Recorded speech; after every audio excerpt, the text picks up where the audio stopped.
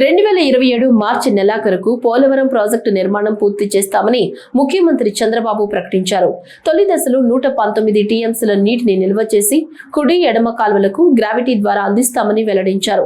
పోలవరం కుడి కాలువ నిర్మాణం దాదాపు పూర్తయిందని, ఎడమ కాలువ పనులు ఈ ఏడాది మార్చి నెలాఖరుకు పూర్తి చేస్తామన్నారు.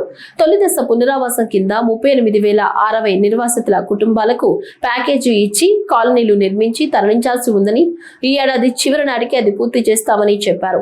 పోలవరం ప్రాజెక్టును ముఖ్యమంత్రి సందర్శించారు. నిర్మాణ పనులను పరిశీలించారు. అనంతరం పోలవరం జలవనరుల శాఖ పునరావాస అధికారులతో పాటు జిల్లా కలెక్టర్లు, ఎమ్మెల్యేలు, కొందరు మంత్రులతో సమావేశంలోనూ తర్వాత విలేకరులతోనూ సీఎం మాట్లాడారు. R&R, land acquisition, land to land, everything, every month program పెట్టుకొని నెక్స్ట్ ఇయర్ 12 months లో పూర్తి చేయాలని ఒక టార్గెట్ ఇచ్చాం కలెక్టర్స్ కి.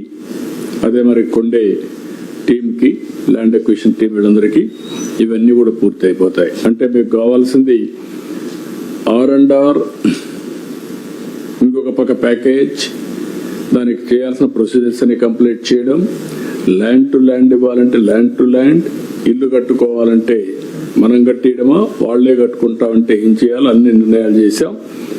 Everything will be complete by January 27. All works will be completed by March 27.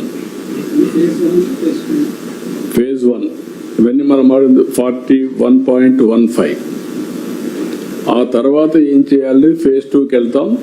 Main while ఏం చేయాలి వర్కౌట్ చేస్తాం. కానీ ఈరోజు ఫేజ్ 1 మనం పూర్తి చేసుకుంటే ఆపరేషనలైజ్ అవుతుంది. ముందు దీనికి ల్యాండ్ అక్విజిషన్ ఇవన్నీ కూడా కంప్లీట్ చేసుకుంటే కనీసం 119 టీఎంసీ నీళ్లు మనం ఇంపౌండ్ చేసుకోవచ్చు. గ్రావిటీతో ఈ నీళ్లు అన్ని ప్రాంతాలకు తీసుకునే అవకాశం ఉంటుంది. That is where we're working.